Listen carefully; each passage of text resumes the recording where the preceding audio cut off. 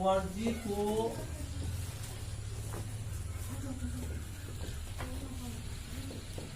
अतिव्यापी क्यों कहा जाता है?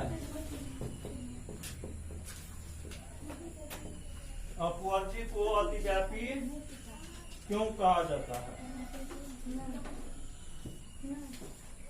सर मकड़ी काटता है तो कुछ बता दिया। मरता नहीं है, नहीं मरेगा।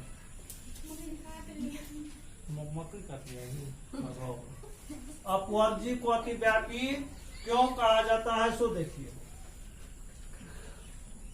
अपवर्जी विधि में अपवर्जी वर्ग अंतराल में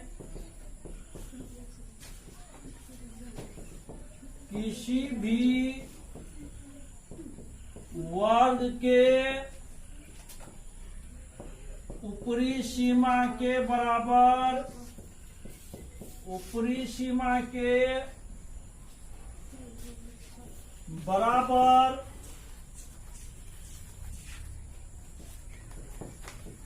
कोई चर मान आ जाए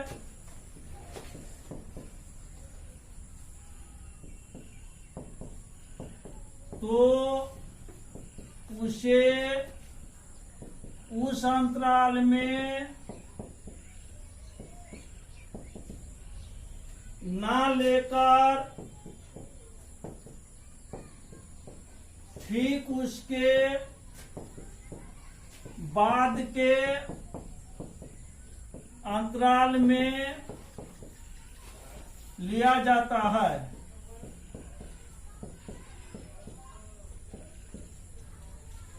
इसलिए अपवर्जी को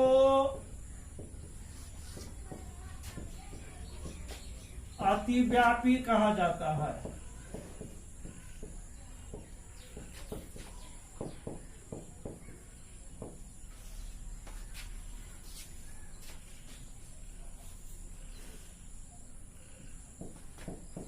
समावेशिक को अपवर्जी क्यों कहा, समावेशिक को अनतिव्यापी क्यों कहा जाता है?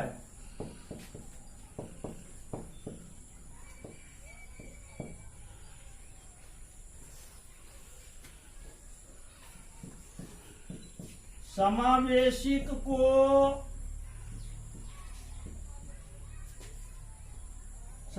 वर्ग अंतराल को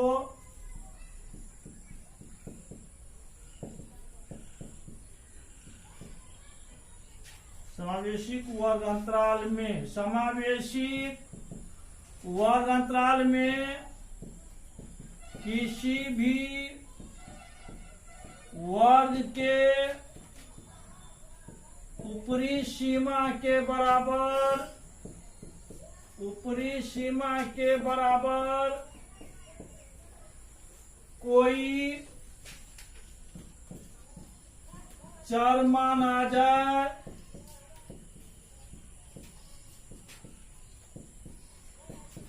तो उसे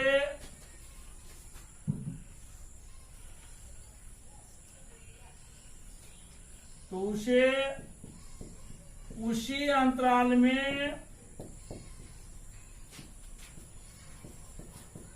समावेश कर लिया जाता है।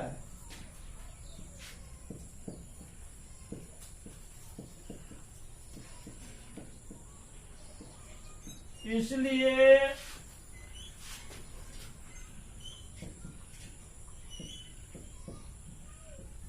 समावेशी को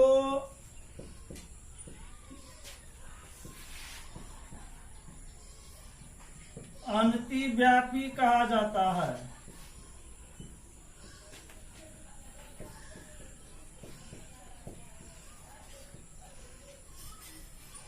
देखिए समावेशी को मतलब अपवर्जी को अतिव्यापी अपवर्जी को अतिव्यापी क्यों कहा जाता है, समावेशी को अतिव्यापी क्यों कहा जाता है।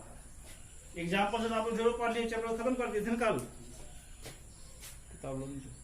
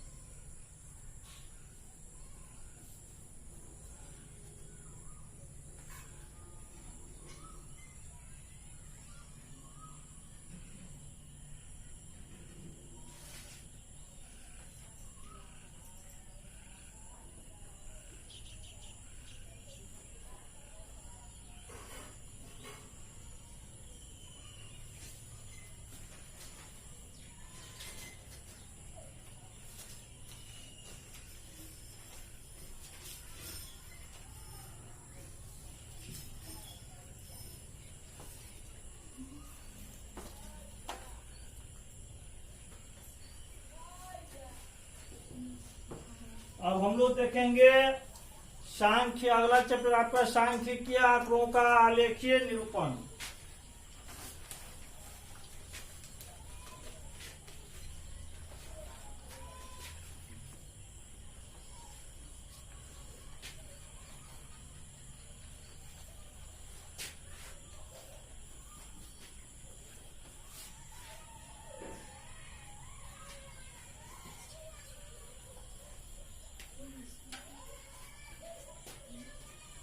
सांख्यिकीय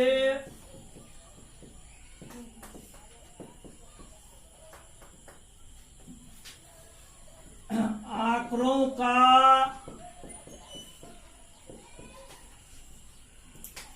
आलेखीय निरूपण।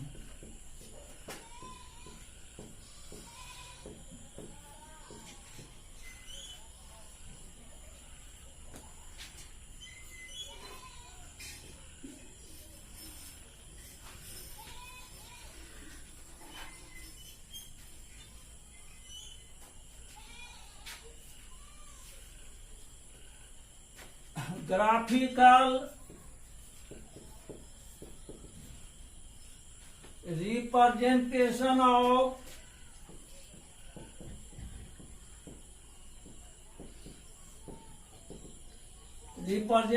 of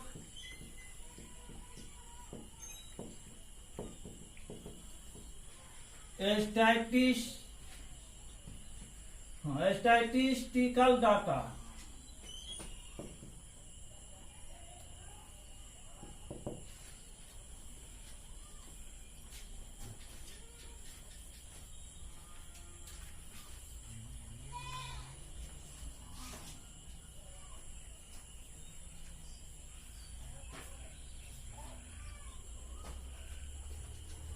सांख्यिकीय आंकड़ों का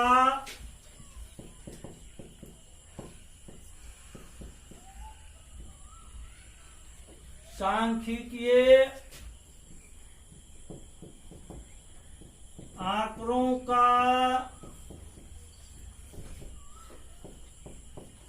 आलेखीय निरूपण 3 प्रकार से किया जाता है।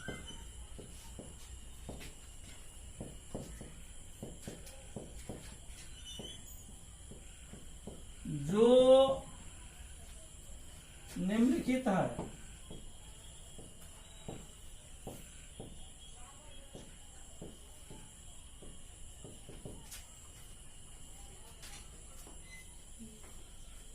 पहला है दंडालेख।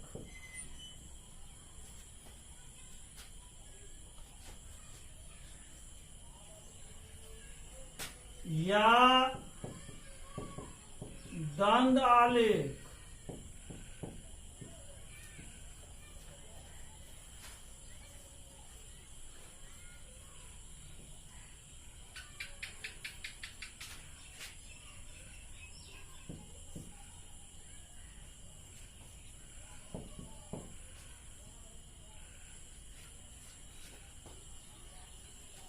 डंडा ले बार ग्राफ।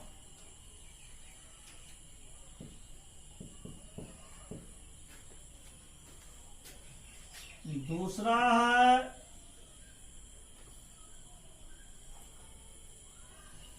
चित्रीय आलेख।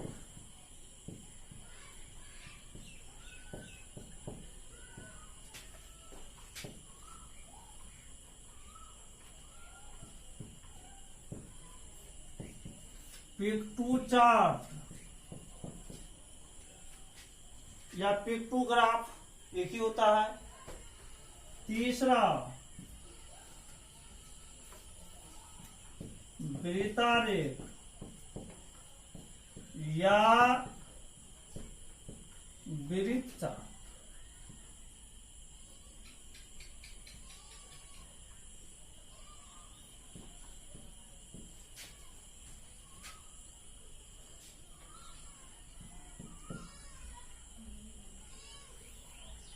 Pie chart.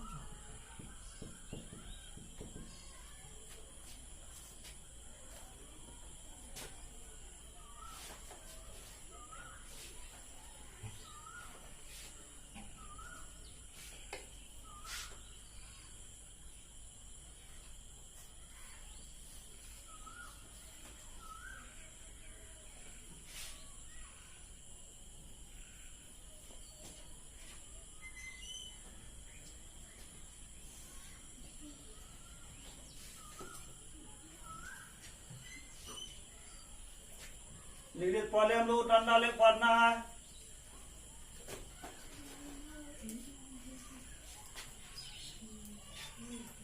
डंडा लेख, चित्रालेख या चित्रीय आलेख, चित्रालेख भी हम लोग बोलते हैं। चित्रीय आलेख या चित्रालेख। तीसरा होता है वृत्तारेख या वृत्त chart, pie chart, bar graph, picto chart.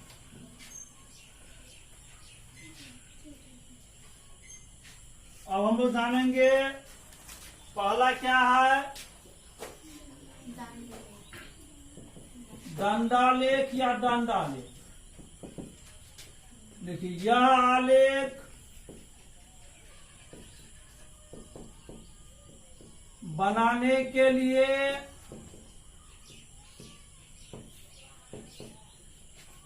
सर्वप्रथम दो लंबवत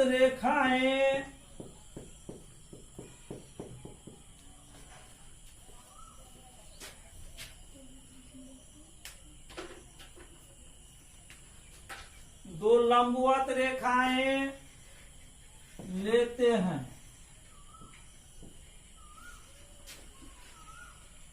जिसमें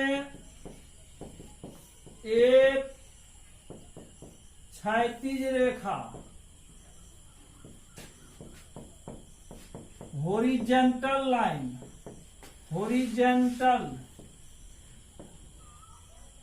हॉरिजॉन्टल लाइन एवं दूसरा उदर रेखा वर्टिकल लाइन होता है।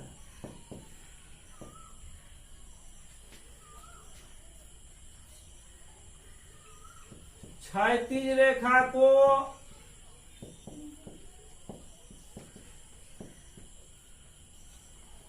एक्स अक्ष एवं उदर रेखा को वाई अक्ष कहा जाता है। ये पढ़े थे आप लोग? कौन चीज में पढ़ाए थे? कोऑर्डिनेट ज्योमेट्री, नियामक ज्यामिति पढ़ा दिए थे ना 9th वाले को? नहीं सर,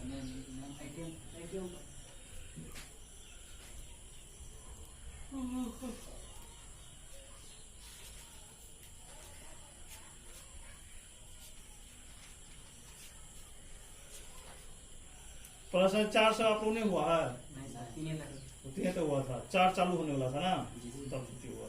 3 तक पूरा हो गया था। और 3 में थोड़ा बाकी था। कौन चैप्टर बाकी था? लास्ट चैप्टर भी तो शायद आधा से ज्यादा हो ही गया था।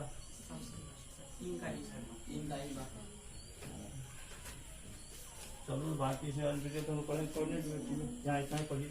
मतलब क्षैतिज रेखा का मतलब होता है जो रेखा सोया हुआ, उधर मतलब क्या, सीधा खड़ा। ये चीज ध्यान रखना, वैसे आप हम पढ़े हुए तो थोड़ा उधर।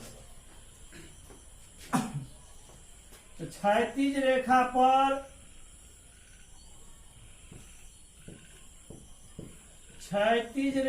पर वर्ग अंतराल एवं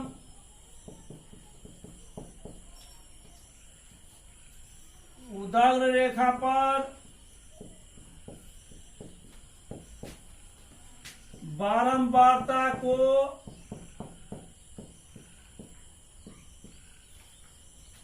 दर्शाते हैं।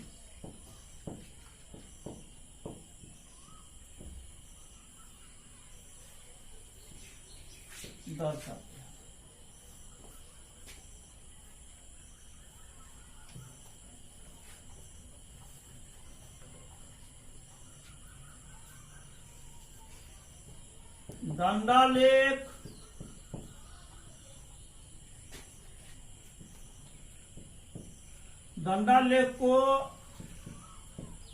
आयत से दर्शाते हैं। दंडालेख को आयत से दर्शाते हैं। दो दंडों के बीच की दूरी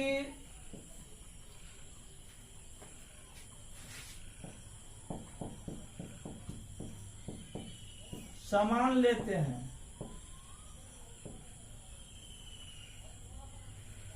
असमान भी लिया जा सकता है, असमान भी लिया जा सकता है।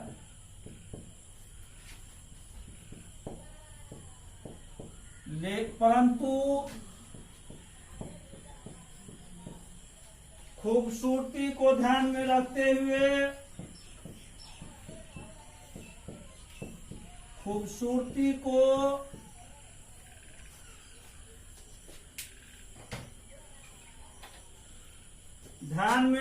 हुए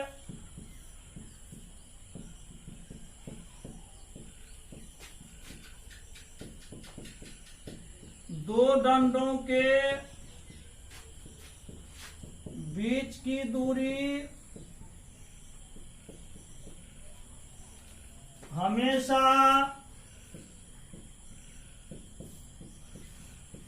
समान लेते हैं। ठीक है। एग्जाम्पल देखिए।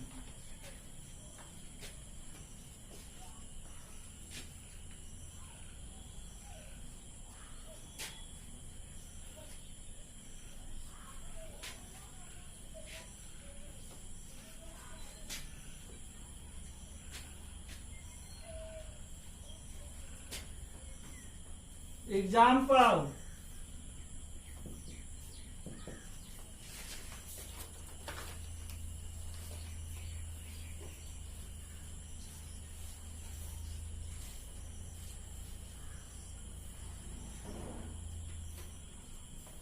एक्स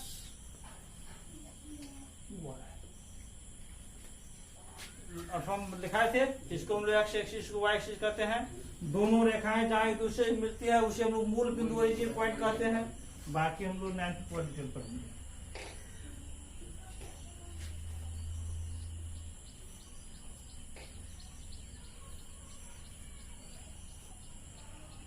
आयत, इसी को दंडालेख बोलते हैं।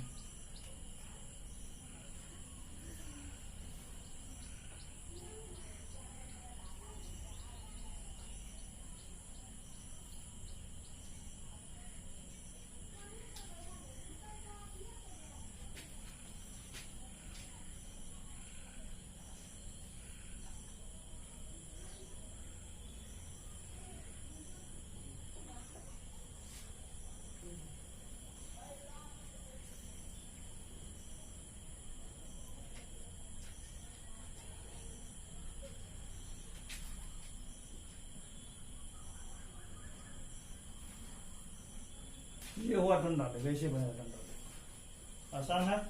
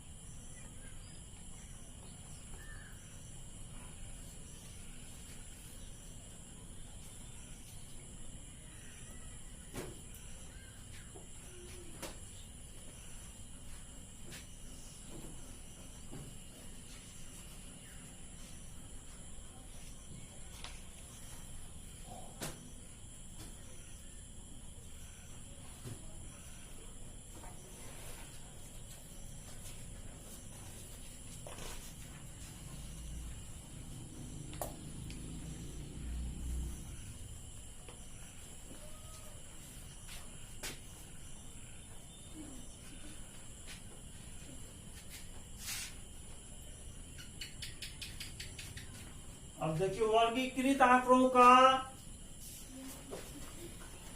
वर्गीकृत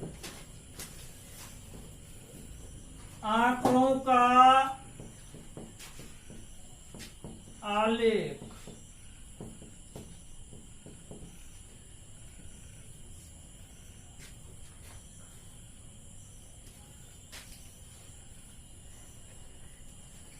इसमें सबसे पहला काम क्या करना पड़ेगा? आयत चित्र, आयत चित्र,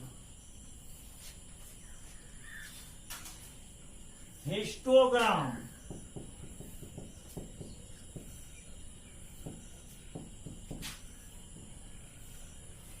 अब ये आलेख जो है लिखिए, यह आलेख भी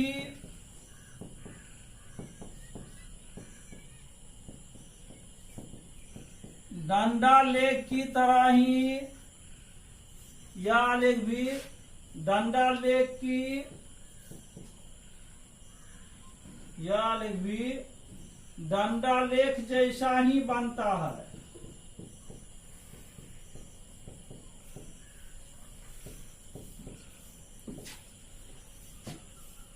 परंतु दो दंडों के बीच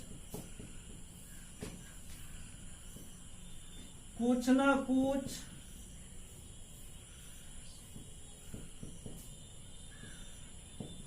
दूरी होती है,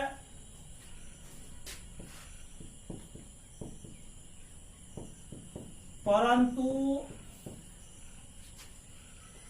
दोनों की दूरी होती है।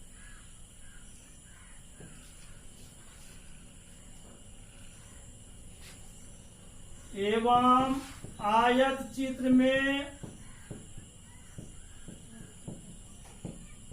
दो दंडों के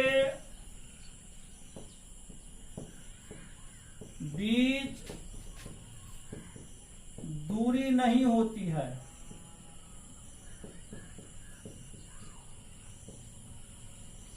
दो दंडों के बीच डंडा लेख में कोई दूरी होती है, लेकिन आयत चित्र में दो दंडों के बीच दूरी नहीं होगी। एग्जाम्पल देख लीजिए।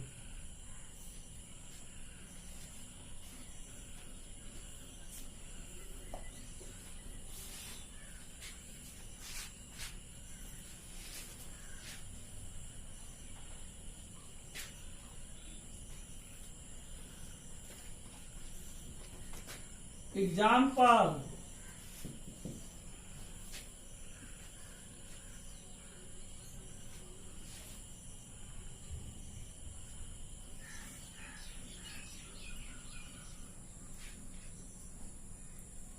x axis, y axis origin point हो गया,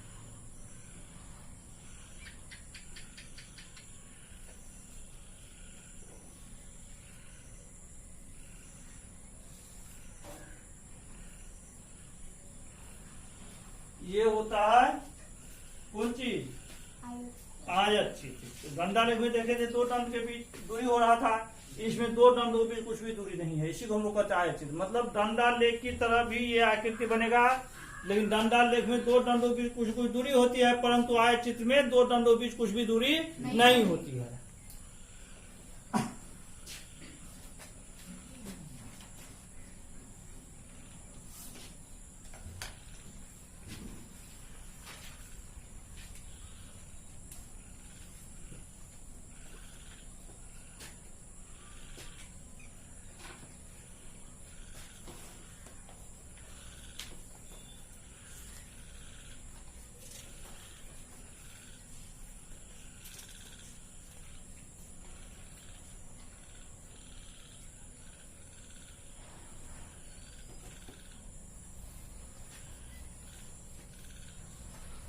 अब देखिए बारंबारता बहुभुज,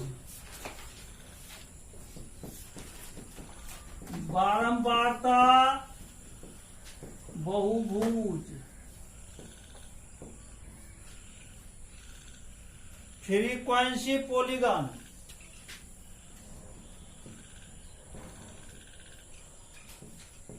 फ्रीक्वेंसी पॉलीगन,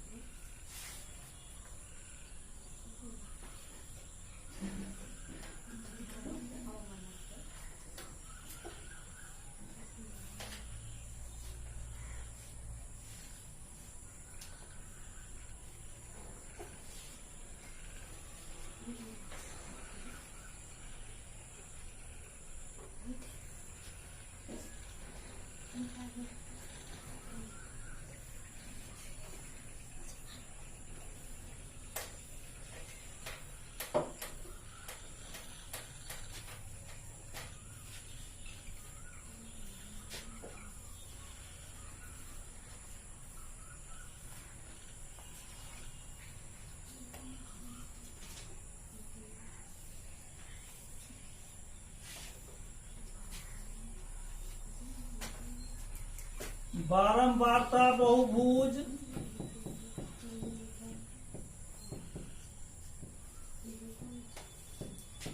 बनाने के दो तरीका है। पहला है आयत चित्र के सहायता से,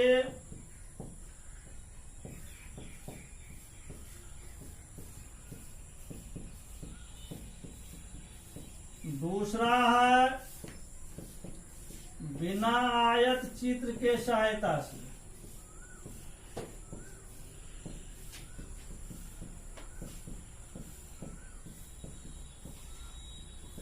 एक आयत चित्र द्वारा, एक बिना आयत चित्र द्वारा। तो देखिए आयत चित्र से, आयत चित्र द्वारा बारंबारता बहुभुज का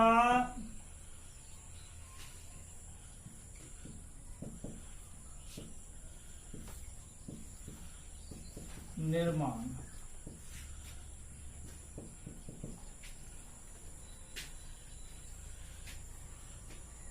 दिए गए आंकड़ों से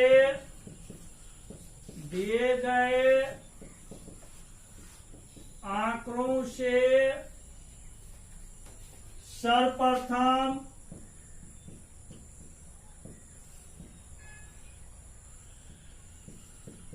आयत चित्र बनाते हैं।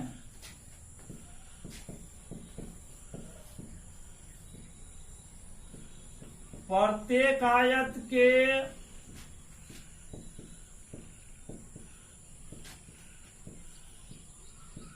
मध्य बिंदु को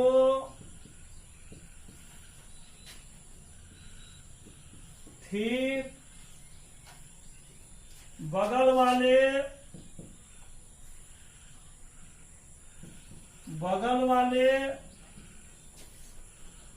वाले आयत के मध्य बिंदु से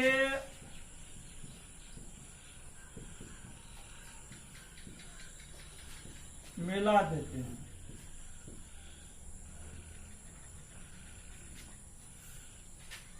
इस प्रकार से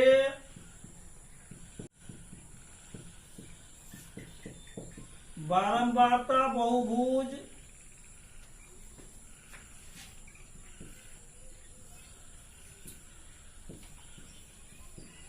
बनाए जाते हैं।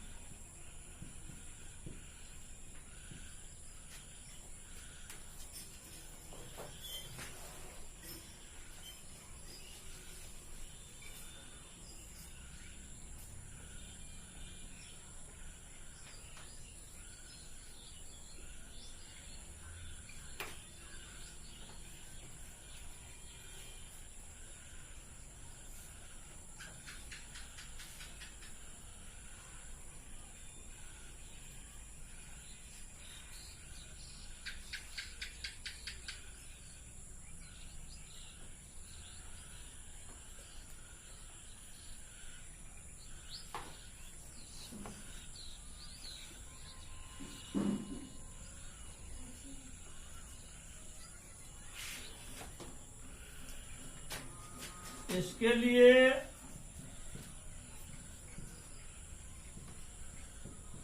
वर्ग अंतराल को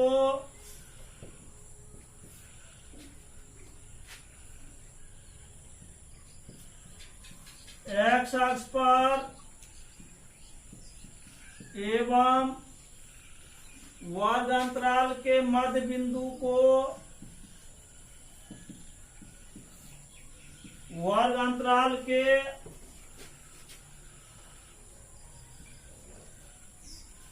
मध्य बिंदु को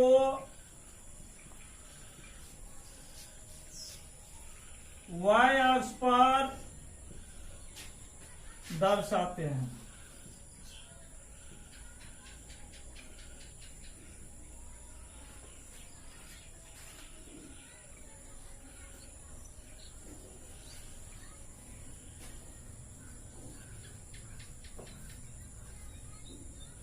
वर्ग अंतराल के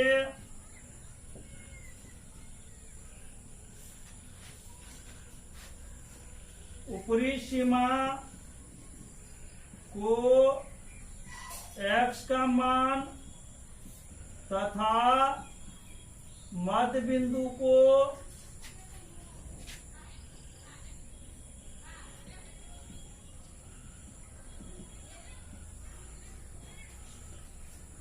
मध्य बिंदु को y का मान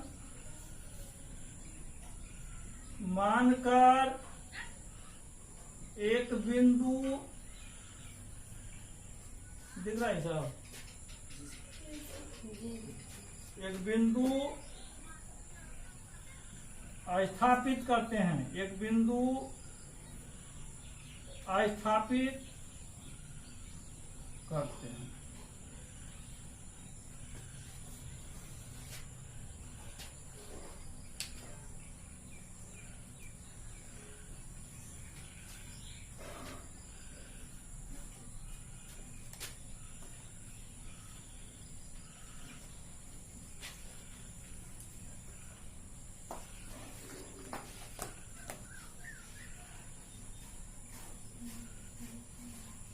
एग्जाम्पल,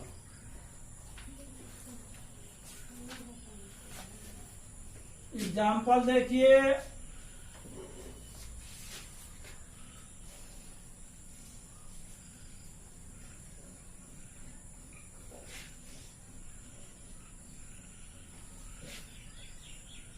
y x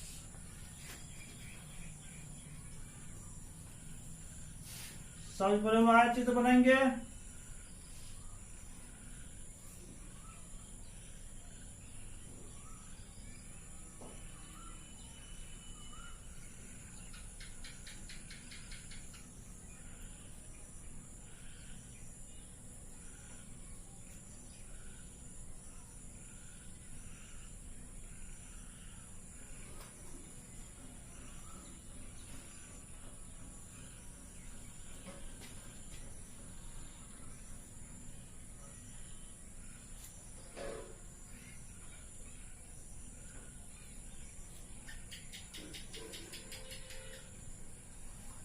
बना लिए। अब क्या है, ये आयत चित्र तैयार हो गया।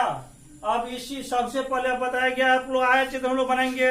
उसके बाद प्रत्येक आयत के मध्य बिंदु को ठीक बगल के आयत के मध्य बिंदु से मिला देंगे। मिला दिए, इसके बगल आयत, फिर इसके मध्य बिंदु को, फिर इसके मध्य बिंदु को,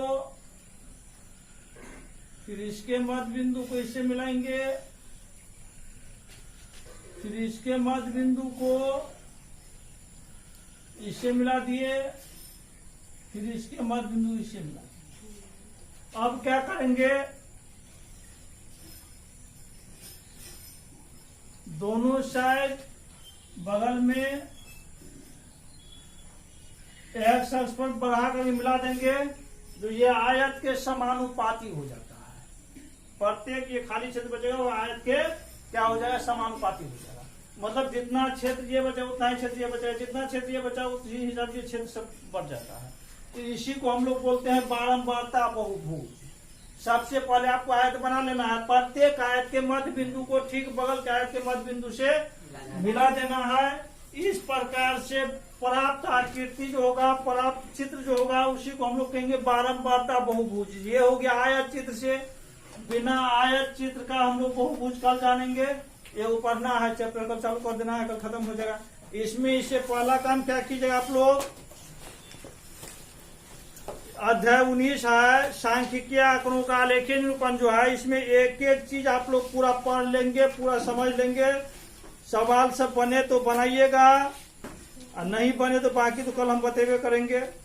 समझ गए, एक एक चीज उसे पहले पढ़ लीजिए, उदाहरण बना लीजिएगा। पर थोड़ा पढ़ेंगे बस चैप्टर चालू हो जाएगा।